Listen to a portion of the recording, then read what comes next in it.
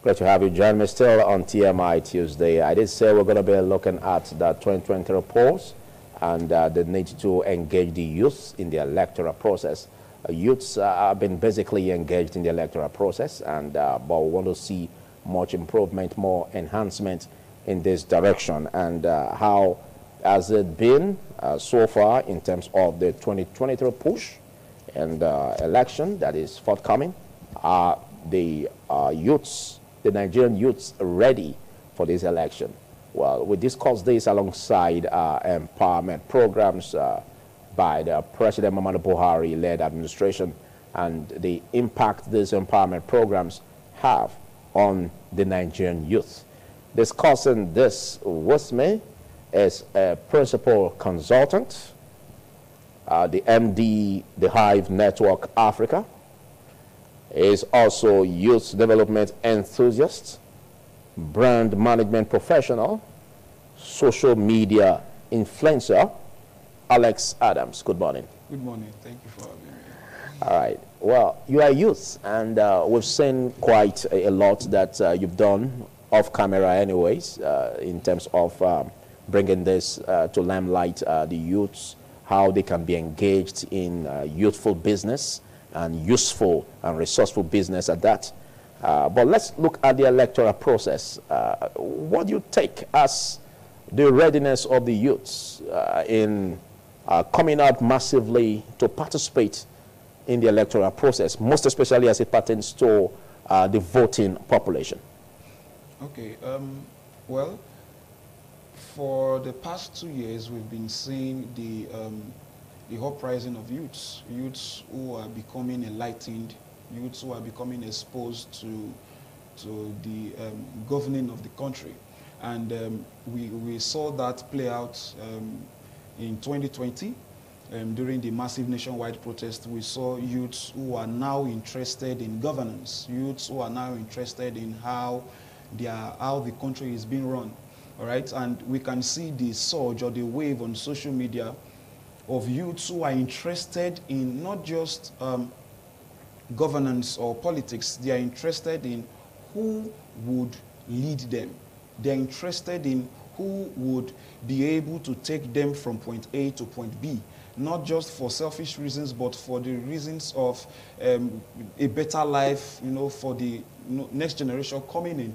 And I see thousands and millions of youths getting ready to be involved in the 2023 elections. Okay. They are going to come out massively, I believe, they are going to come out massively to vote, not just, campaign and talk a lot on social media. They are going to come out. INEC has said that 51.11% of registered voters are youths. They are young persons. Right? That's to tell you that as a bloc, they are already showing massive interest in the forthcoming elections, and they are going to come out and vote massively. Okay, let's look at the background of what the youths have gone through in terms of programs of the government, not necessarily particular to that of President Muhammadu Buhari, but previous governments up to that of President Muhammadu Buhari. Would you say that the youths have been given much focus in terms of giving a soft landing to prepare for leadership of the country? Well, I don't think that they have been given enough preparation for leadership. I don't think they have been the focus of the administration or any of the administrations before now. Though the previous administration tried to do something with some projects to fund the business ideas of some youths, but in terms of leadership, in terms of politics, I don't think that any of these administration has given focus to the young persons, because these young persons, they need to be mentored. They need to have avenue where they can grow. They need to have a conducive environment where they can prosper, right? So they have not been given, I don't think they have been given that room. I don't think they have been given that opportunity enough for them to learn. When we talk about youth coming up in leadership, they can only come up in leadership when there is an opportunity for them to come up in leadership. And if they've not been given the opportunity to come up in leadership, they cannot come up in leadership. Now, if the opportunity is there for them to come up in leadership, they've not been given capacity to handle such leadership. If there are programs that are there to, build capacity in these youths in terms of leadership and politics, by all means, when the opportunity avails itself, the youths will be available for it, but there is no capacity for them to run. Okay, okay. By that, are you saying that these are setbacks and caused by the government deliberately in not bringing youths to capacity in terms of performance for leadership? I feel so, because... Deliberately? Yes, because the reason why I said so, because we don't see the youths getting invited to the table. We don't see the youths becoming, even giving a piece of the table. Okay, take this and do this. We don't see the youths given opportunities. It has always been a process of recycling that has always been passed among the older generations. I'm done, the next person comes up, the next person, among them. So it has just been going round in circles among them. We have not seen the youth break into the realm. We have not seen youths come into the area to even sit with them at the table. Okay. So they've not been given that opportunity. Okay, if you say they've not been given that opportunity, let's juxtapose this with the President Muhammadu Buhari's signing of the not too young to run bill in 2018, May 31st particularly, and that was should be a credit, or don't you think so, on the administration of President Muhammadu Buhari? Because in legislation, it brought about a situation where if you want to become the president, you don't need to wait till you are 40 anymore, at 35. And of course, for the seat of the House of Rep and House of Assembly at 25. Will you now say, comparing these variables, that the administration under President Muhammadu Buhari has not given such to improve the capacity of the youths? Well, let me put it this way. I would like to start with this. Imagine building a structure, a school, and you say you have built a school for free education, and after building the school for free education, you now tell the students that they would have to buy the desks they are sitting on, and the desk is going to cost way more expensive than the school fees ought to have cost. Now, he has done the not too young to run bill. That is a good one, honestly. Okay. That is a good one. It's lovely. It's a good start in the right direction. Yes, it's a good, in the right direction, yes, it is. But then, how much is it to buy the ticket for House of Assembly? What's the cost? We saw just a few months ago when the ruling party released their price list for their tickets, their nominations. The almighty price list. The cost of their governorship form alone is even higher than that of the other parties' presidential tickets. So how do you expect a young man who is 25, who probably just finished school and started business, or have started doing one or few things and wishes to, represent his or her word, to go and look for 5 million, for instance, or 2 million, as it actually is, to buy the ticket? So they have made the process so expensive for young persons to even participate in. To run a campaign in Nigeria is very, very expensive. It's very, very expensive. So quite all right, the bill has been made. Yes, you're 25, you can go for House of Assembly. Yes, but... Or even councillorship. What can we do? What's the enabling, what's the conducive environment for us to even do that? So you have built the school for us, and now you're asking us to go and buy the desk that is more expensive than the school fees. Okay. If we were to pay school fees. If you believe that it's a good head start, for the youth population to come into the political stream, but don't you also think that that of the aspect of moving into the political stream is gradual?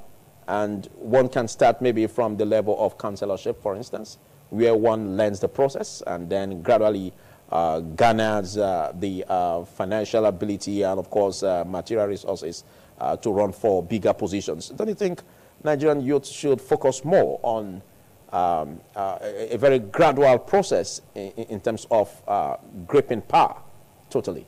Oh, yes, I feel so. I think so, because you don't just wake up one day and find yourself in SS3. I'm sorry, I'm using school a lot today. Of course, that's a good prototype. You can't just wake up and find yourself in SS3. You must start from KG1, and in some schools, in some cases, pre-KG. You must start from there and gradually, begin to build your brain and help your brain develop, You know, and build capacity. Yes, and build capacity, you know, to take on what is going to appear in SS3. And even at that, you don't just find yourself in 300 level, or you don't just find yourself coming into university and you're writing projects. No, they will prepare you for it before you write your project. So yes, I think that the youth should take their eyes away from, you can't just wake up and say, I want to become president without, no track record, without capacity, structure, or anything. You just woke up one day, I want to become governor. Governor of who? To do what? What have you done before? So it's important that they start from the grassroots. Okay, but as we tie this along,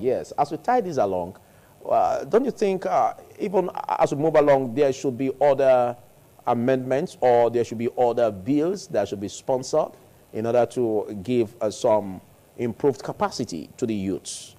Because we look at the aspect where the aspect of governance, you know, is key, you know, when it comes to bringing in the youths to occupy that space.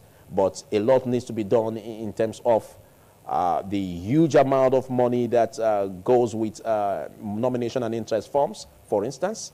There should be much consideration given to the youths in terms of that, and such issues concerning how to give them a soft landing in that direction. Yes. But I'll be coming to you on that after this time out. We're going to be taking a short break, after which we are extending frontiers of this discussion. Do stay. TMI, every opinion counts. While we had a break, we were opportuned to be joined by a lecturer in the University of Benin, in the political science department precisely. And he is a political analyst, a political scientist particularly, Neville Obakedo. Thanks for joining, Neville. Good morning, viewers at home. Thank you for having me this great Tuesday morning ITV. Okay, before the break, the youth development enthusiast and brand management professional, also MD, the Hive Network Africa, and principal consultant in Alex Adams. He had the floor, and let's look at the need, because the not too young to run bill was sponsored, and it was followed. It was given a huge push by Yaga Africa, other CSOs that brought it to limelight, where President Muhammadu Buhari had to sign it into law in May 31st, 2018. Now, shouldn't the youths also look at the need to sponsor another bill that would reduce the amount for nomination and interest forms, or give them a soft landing in terms of engaging the political process properly? Yes, I think that they should do that. I think that they should push for a bill that would give them the soft landing, that actually creates the conducive environment that they would need to participate very well in politics. Because if we look at it and we look at the financial aspects of politics, the nomination forms, all of those things that they are going to be paying, the prices are very, very high.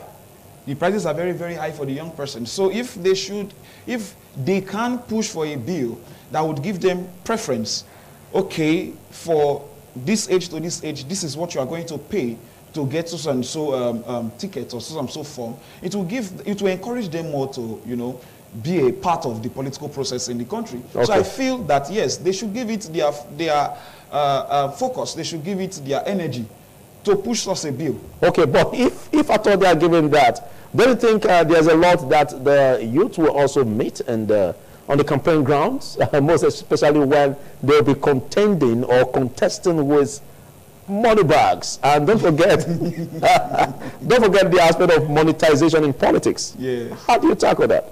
Well, before you meet the money bags, I think the money bags are not. Remember, we talked about starting from the grassroots, starting from. Okay. Yeah. Yes, the money bags, they are not there yet. The money bags, they are not there yet. So why don't you start from there and build capacity? Then you have enough capacity to deal with them when you get to that place. But then I also feel that generally each political party should have their tickets capped. Each political party should have their tickets, the prices of their tickets capped. So whether you are a billionaire or you are a millionaire, you should be able to afford the ticket. Okay. So I feel that should be done. Okay. Let's look at this conversation. Because the youths need to be carried along, and they need to build capacity, and of course they need to be huge. They need to hugely participate in the political process, both to vie for positions, public offices, and also vote or be voted for. What do you make of this? How ready are the youths, and how ready is the government in terms of preparing the youths for this? A point of departure in assessing youth participation in politics, whether in Nigeria or elsewhere, is the assumptions of the theory of elitism, which says that the society is presided over by a select few that use the principle of the iron law of oligarchy by Roberto Michel to make policies for the society. And any policy they want to make the elite, they make with their own interest. It is only when their interest in the system is threatened that they grant concession. Absolutely. They grant concession to youth, they grant concession to men, and they grant concession to women that are not in that their ruling class. So when we talk about youth participation in Nigeria, and we talk about youth empowerment, we talk about not too young to rule, there is a system that is already constructed by the elite. This elite that we have in Nigeria, they relate with the elite in the other part of the world. For example, they relate with the elite in Cameroon, they relate with the elite in Tanzania, they relate with the elite at the United States, and so on. So when the youth come outside to say they want to participate in politics, they want to be given an opportunity, the first assignment for them is to deconstruct the structure that is already there. And how are they going to deconstruct the structure that is already there? They should go and learn from countries where there are entrenched political parties now, and how these political parties came into existence through the activities of the youth. There's a country we call People's Republic of China. Mao Zedong, as a youth then, with his friends, they organized what we call the Communist Party. There were all kinds of wings in the party. Okay. Youth wing, legal wing, comrades wing. Even though all of them were comrades. They used the potentialities of each of these wings to struggle to get power. And quite intelligent. Then we have a country in Africa here, called the Republic of South Africa. The party there is the African National Congress. African National Congress came up as a party to remove colonial rule, to put an end to apartheid and the policy of racial segregation and discrimination. Now, even though the party was banished, they were operating in Lusaka, Zambia, and in other African countries around that region. They established a military wing. They had their youth wing, they had intellectual wing. That military wing they call Ukoto Wesizwe, the spear of the nation. When youth in Nigeria come up, and they will be using terminologies like obedient to identify with Peter Obi, they will use terminologies like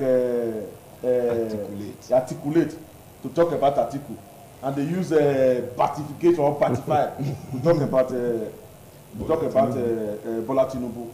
There is in that order Labour Party, PDP, and APC. This set of youth, they are not ready to deconstruct the system that has been operated by the elite in this country. I tell you the truth. All members of the leading political parties, i.e. APC, Labour Party, and PDP, apart from certain elements like Bola Tinubu and some other persons, majority of the members that caused the shot in APC, they were at one time or the other in PDP. That will tell you that they belong to the same class. Members of PDP, some of them now, they are at one time or the other, they were either in APP, AAPP, and even APC before they now cross-carpeted to PDP. And even the presidential candidate of the Labour Party was at a time in ABGA, later in PDP, and now in Labour Party. Yeah. The three of them, they are members of the elite class in Nigeria. What they are doing is that they are just looking for a political platform that's having a structure to see how they can control the politics of Nigeria as president. And you see the youth in their mad run following them because they are afraid to learn from the Communist Party of China or the Communist Party of Cuba or the African National Congress Party that I made refer to in South Africa. So which makes them not ready to deconstruct? Yes, they are not ready. If they are ready, for instance, we are talking about political parties charging hundreds of millions of naira for buying of funds. That is a political party thing. PDP can decide how much they are going to collect from their candidates. APC can decide. If the youth know that they want to remove APC or they want to remove PDP or they want to remove Labour Party. Or form a third force. Yes, let them form their own political party and determine that funds shall be sold to people, shall be given to people for free. Okay. Are you getting it? Then those who are having interest of going to maybe becoming local government chairman, councillor, becoming House of Assembly member, House of Rep member, and senator, or even governor and president, they cannot go to that party and say that are youth. They say, I'm a youth, I want to collect this fund, I want to vie for social position. Then they should now look for means of raising money, raising funds, to be able to do the needful. To make a change? Yes, in the electoral process. But if they say that the way the Nigeria political process is presently configured, they want to just a little to the right, a little to the left. They use that means to extract, to push themselves into the corridors of power. I tell you the truth, it will be very, very difficult for them to do so. Thank you for your articulation in that. It takes a lot for a political scientist to bring about this aspect. I love that part of deconstruction you spoke about. But I think you have a reaction in that regard. Yes, I want to add to what he said. Now, if we look at the youths, we have seen that they have the ability to organize themselves. We just talked about a third force, right? Mm-hmm. They have the ability. We saw it in 2020. They raised funds. They, organized themselves, even without selecting a particular leader for whatever it is that they were doing. Okay. During the NSAS protest. NSAS protest, yes. They organized themselves so well, nationwide. They raise funds for themselves. They know how to do these things. So they can do. They can actually do it. The truth is, I was speaking with somebody some time ago, and we were talking about the Nigerian political sphere. And then he was of the opinion, or a lot of them have the mindset. They know now. They are quite open to the Nigerian politics or governance.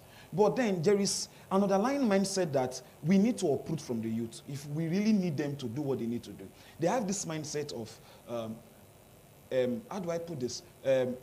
Na them, last, go rule. You know, that kind of thing. Yeah. At the end of the day, it's those same people that will do it, so they don't want to put in so much effort. You hear terms like, they carry government work with head on our shoulder in case you would just drop out. No.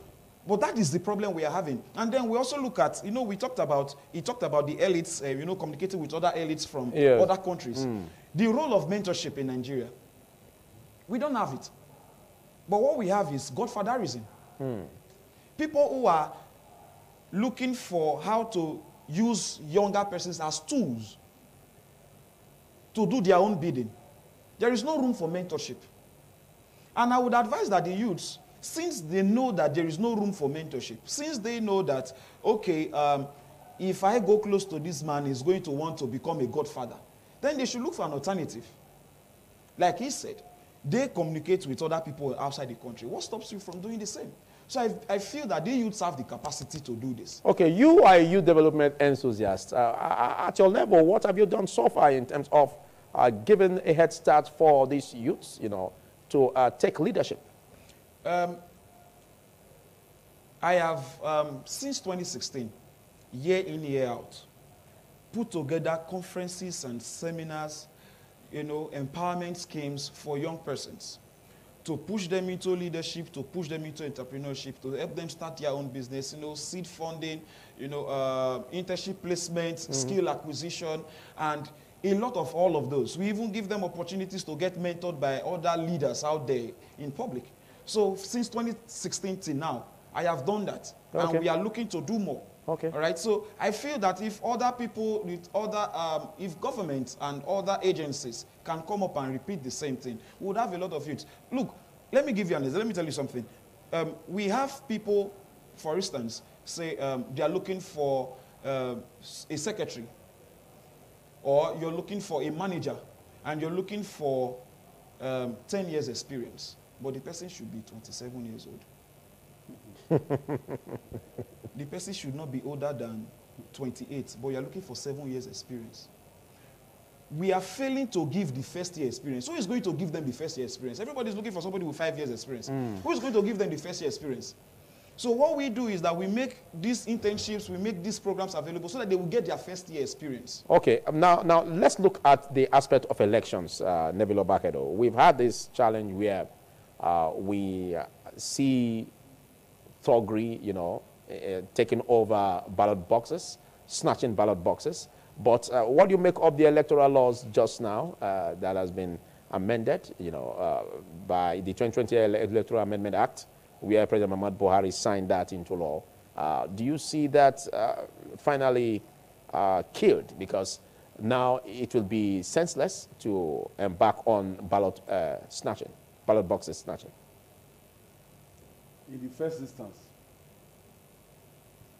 the electoral law 2010, as amended, as it then was, before major changes were carried out that gave birth to the Electoral Act of the Federal Republic of Nigeria 2022. The punishment for electoral offenses were well spelled out. Electoral offenses such as overspending beyond the limit that was fixed by the electoral law, electoral act. Political parties were going beyond the limit. They were not punished. You see, some elections were declared inconclusive, not because of rainfall, not because of fire disaster or fire outbreak, but because of violence. Violence, and this violence took place in specific places, specific only units. And they mostly use the youths. Yes. They mostly use youths in this. They use as tools. Yes. Specific names of people in those units participating in the violence, and they were not prosecuted. So, when you are now coming to say Electoral Act 2022 now make deeper and further punishment for electoral offenses. Did you punish the one before? Such as ballot snatching, violence, such as mass operating. In my area, they say that you will know the dog that will be able to wag the stain well from childhood when the dog is still a puppy. So the implication is that the system that want to fight corruption in the electoral process in this context, it is on the previous law that we know whether they are going to start fighting. Absolutely. So that wherever they stop in fighting it in the previous law, that is where they will now continue in this new one. So it will be very difficult. Let us see very soon. We have started applying the electoral law. We have started applying it with the commencement of campaigns now. Until we get to election. So issues that have to do with pre-election within the electoral law, they are being trashed in court now. The other day I heard the chief judge of the federal court say that they have about 4 weeks to dispose of cases, pre-election cases that are in their courts across the country. So, talking about ballot snatching and talking about activities of youth, I would say that it is deluded youth that are frustrated, youth that feel that their tomorrow is just now. They can just eat now. Instant gratification. Get money now. You know, you see the way sometimes during campaigns, a political party can just organize you to go and disrupt the campaign of another political party. The other day I was seeing on television, on social media, a particular place, they said a particular presidential candidate was going to address his supporters, and that the government just made a press statement that stadium is closed down. After granting them the permission, the governor issued a statement that the stadium should be closed down. And I'm sure that the governor did not know that those in charge of the stadium have granted permission to them to use the stadium. That was why I now released a press statement that nobody should use the stadium. A particular place that they now went to go and use, youth were already waiting there to chase them away, that there's no place for that candidate in their state. So it is the youth that we are talking about, that they say tomorrow the leadership of this country of tomorrow belongs to them. They don't want to create an avenue for that leadership to fall on them. Many of them, it's not all of them, many of them. Like we made reference to that SRC issue just now. I was in Lagos when the SR started. I was trapped in Lagos for a number of days. I could not get to Benin from Lagos. And when I got to Benin, it was something else. And when you get closer to the people that were protesting, ask them, who is your leader, so that somebody can talk to your leader, or even give ideas to your leader and what you do. They say we don't have leaders. There's no leader. Do you see that as a setback? Yes, it's a setback. I will give you the instance. In Tunisia in 2011 and Libya and other Arab countries where we have what we call the Arab Spring, it was youth that engineered the process. And they had leaders. In Egypt, for example, in Cairo, there's what the place they call Tahrir Square. You see people were cooking there. And anytime the international television station wanted to address them, ask them questions, their leaders would come out and speak on their behalf. And they were talking about the process that they want the government to put in place so that it will be goodbye to Hosni Mubarak and his cronies in government. And everything came to pass like that. The other day, the people of Algeria, they were clamoring that their president that was on a wheelchair should give way for another person to be president. They sustained the protest, and they had leaders. The other day, too, in Northern Sudan, they came up to say that it is goodbye to military dictatorship, starting from Omar al-Bashir, and later the military government. You saw on the street of Khartoum how people were protesting, and they had leaders who were negotiating with the military on the way forward for their country. People up to Mali here, that's a West African country. So our youth should know that in an era of globalization, what they need is networking. If the elite in Nigeria can be networking with their fellow elites across Africa and beyond, I also expect the youth in Nigeria that are yearning for change to also network with their colleagues across the world. All right, thank you. Now that they can learn and bring the necessary change that the society deserves. Okay, in case you're just joining us, TMI Tuesday, and I'll be interacting with youth activists in the person of Alex Adams and, of course, Neville Obakedo, who is a political scientist and lecturer in the University of Benin. And we are looking at ahead 2023 polls, the youth and electoral engagement. Now, let's look at what was credited to the leadership of INEC, where it said from the 10.4 million registration, new registrants, in the recent CVRO exercise, about 8 million population of that amount were youths, that enlisted themselves for the continuous voter registration exercise that just got concluded. Now, Alex Adams, let's see that huge population, pouring out in voting in the election come 2023. Because we've seen situations where reports have it that even in the social media, polls were conducted and a particular candidate, has been winning the elections conducted at the social media. Now, what do you see as this population in the social media or the youths, transforming all of this into votes in 2023? Do you see them ready for that, or is there a setback or constraint? It's one thing to register for vote, to register at INEC. It's another thing to come out and vote. Okay. We saw that, we've seen that before. Like I said earlier on, I was talking to a friend of mine and he was saying all of those things. He has his PVC, but he's not going to go out to vote. Some of them, they registered their PVC because they are 18 and they need the PVC as a form of identification, not because they want to go and vote. You can imagine You will that. be surprised on the day of election, you will see the number of persons who came out to vote or who will be coming out to vote. So we have a lot of people who are online talking, tweeting and saying a lot of things, but on the day of election, they will not come out. They will still be on the same Twitter talking. And but we have it that a huge population of the youths, even on social media, they are tired of this. Absolutely. And they want to make a change. And you don't think it would be presumptive for you to feel that way? They need a kick. They need a kick. They've passed the first stage of registering for the election. They've passed the first stage. Okay. Now they need to consciously put in their efforts to sustain the tempo. Yes. Sustain the fire and vote. Okay. It's not enough to have your PVC. It is not enough to hear your views on Twitter. You have to come out and vote, because that means all that you have been doing has been to waste. It's almost like driving. You cannot learn how to drive without actually sitting on the wheels. And then you are at the back seat, you are giving command. Drive like this, turn like this, go like this, go like this. You don't have driver's license, you don't know how to drive, you've never been to any driving school. Okay, you have your driver license, but then you are refusing to go and drive.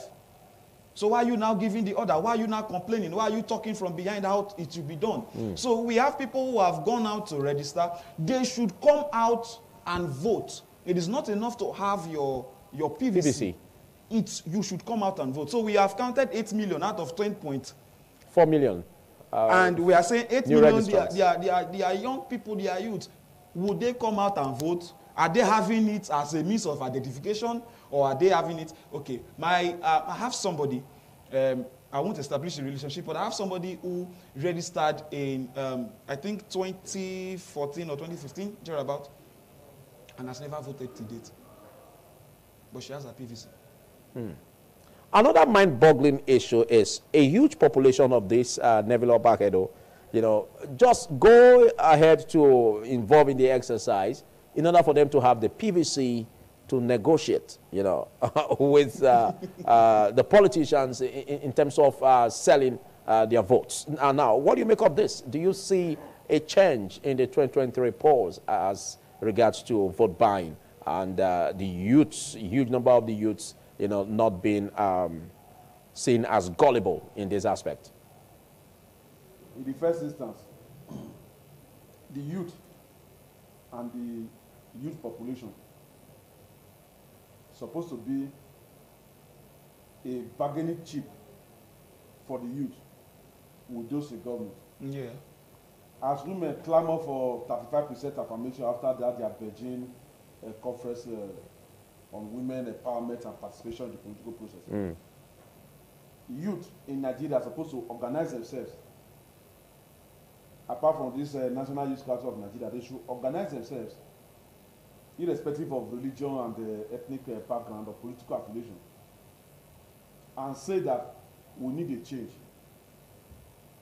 For instance, we have been talking about insecurity in Nigeria.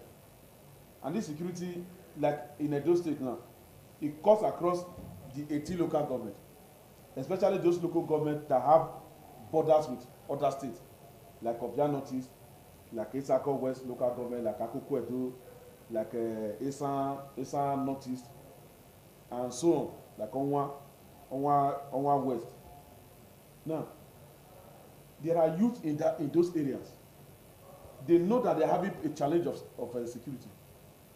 Why would they not allow themselves to be used by themselves and other people to use their PVC that's supposed to be their power of change to now mortgage their future by collecting maybe 10,000, 20,000 as the case may be? It's not even up to 20,000. Yes, assuming it's up to that. Then they will now say, okay, I will now vote against my conscience because of 5,000 or because of 10,000. Are we together? Now, we are having a problem of inflation in Nigeria and high cost of living. I expect that the youth in this country should see this as an opportunity to say, okay, because of this crisis that we are facing on the economic front, that's something that you buy the money. If you buy a Ragolis can of red oil, the money for 900, maybe the evening or tomorrow morning it will be 1,000. Maggi is not there, salt is not there, pepper is not there. You don't need the same price. Other things are not there for you to cook. And they eat. Most of the time I see them buying spaghetti, domi to cook and eat. and they know that the price of Indomie keep on going up, the price of spaghetti and so many other things, that the egg and all those things. Now I expect them, for instance, to say no, I cannot sell my conscience. Okay. I will look for an opportunity to work with other youth to make sure that we get a change that will make life better for all of us. Okay, but why making that decision? Why making that resolution?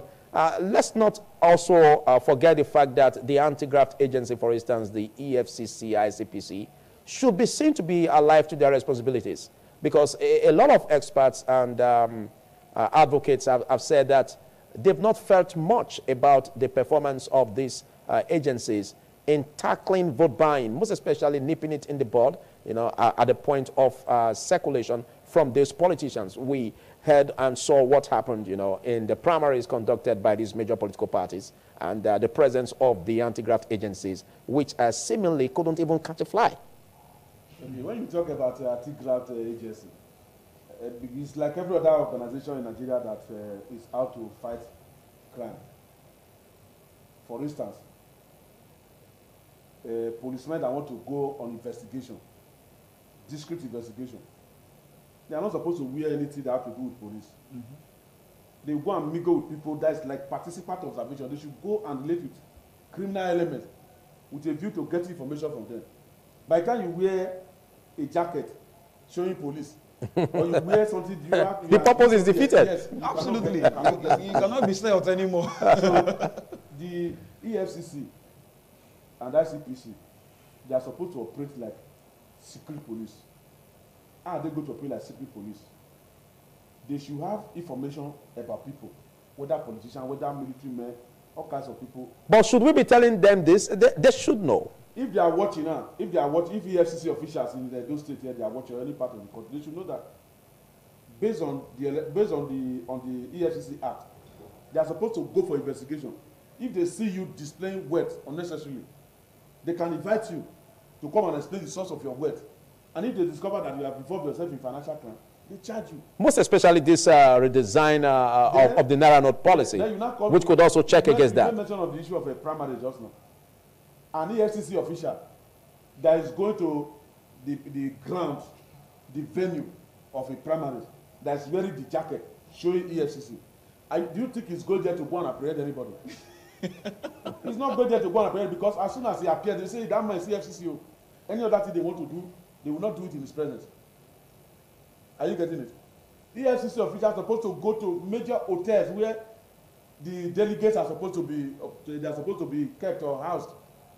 You wait at the entrance when they are bringing bags of money into the hotel. You can interrogate them. What is in this your bag? You now discover that it's dollars or naira that they want to go and share in the hotel, not at the venue. You get them arrested. But when you go to the venue and you adorn yourself with the jacket of EFCC, so that the whole world will see that you are working. You are not working. You are just okay. Let's get your response in that regard. Well, I partially agree with him though, because I think it will be somehow difficult for them to just when they get to the hotel, for instance, to stop somebody and intercept just say, them. oh, yes, what's in your bag? They must have related yes, with the manager of the hotel. they must have information. A confirmed information that okay, this person is actually carrying cash. You can't just harass anyone. You can't just come and break into somebody's house or just ask me to open my bag because you think there is cash inside. There must be intelligence. Okay. There must be intelligence, and I feel that these people they are not really doing enough job when it comes to intelligence gathering. They'll just wake up one day and just come into a compound and just raid the entire compound looking for or hoping to find what they want to find. There is no real intelligence gathering, and so they need to work on intelligence, like he said, on uniformed people, infiltrating these groups, the politicians, infiltrating them to get information. They need to gather intelligence. So you don't just come, because once you do that and you fail, that statistics is gone already. You can't try it again. Because they know that these people, they will just stop you and check your big bag once you're entering the hotel. So look for another means to bring it in. So you need intelligence to ensure that once you do it and you get somebody, you don't do it and you fail. So they need to work on their intelligence. The elections is coming. We saw it in Edo State in 2020 where some political parties or some persons were trying to share money at polling units. What happened? It was all over it was all over social media where the youths arrested them, took the money away from them. Why are you trying to sell it? They brought out their phones and they were recording them. Okay. What are you doing? What are you doing? You are sharing money. Okay, in those polling units, were they not security agencies? Were they not there? They were security. But why is it that it was the youths that were doing it? Okay. I don't want to I don't want to go deep into that. But then they need to work on intelligence gathering in this coming election, because those cash, those money, those bags, they are going to pass through some gates, they are going to pass through some places. Yeah. When you see somebody coming in with bags to a polling unit, you should ask questions. Okay. You should do intelligence gathering. Okay. As a way of closing remarks, Nebula Bakedo, let's give a notch or see the youths and your urge on them in terms of how to tackle this aspect of vote buying and, of course, other vices, you know, that could hinder them from making their votes count in the forthcoming election. The Nigeria youth should see themselves as the leaders of tomorrow. It is now that they are still you that they laid the foundation for that leadership of tomorrow that we are talking about. I remember that there are several African leaders who were less than 30 years when they became leaders. Some of them are still alive and they are statesmen now. So, and they never faltered in leadership because they had a team of supporters, advisors who were guiding them aright. Okay. So there's no perfect human being. So in this regard, our youth should shun electoral violence. They should not allow themselves to be used by any politician or any political party. No matter how highly placed such politicians are, no matter how highly connected they may be, and no matter the work they may have to display in that regard. Our youth should know that the next generation belongs to the youth. And it is now that they lay foundation for managing and controlling that next generation. Thank you. Thank you. Let's get your closing remarks. Alex? Youths are the leaders of tomorrow, and tomorrow is here already. What are we doing about it? We've had several tomorrows that became today. Yes. But they are yet to take leadership. When we were young, optimally. they told us we are the leaders of tomorrow. And now it is. After this election in the next 8 years, add 8 years to our age, add 8 years to your age. How old would you be?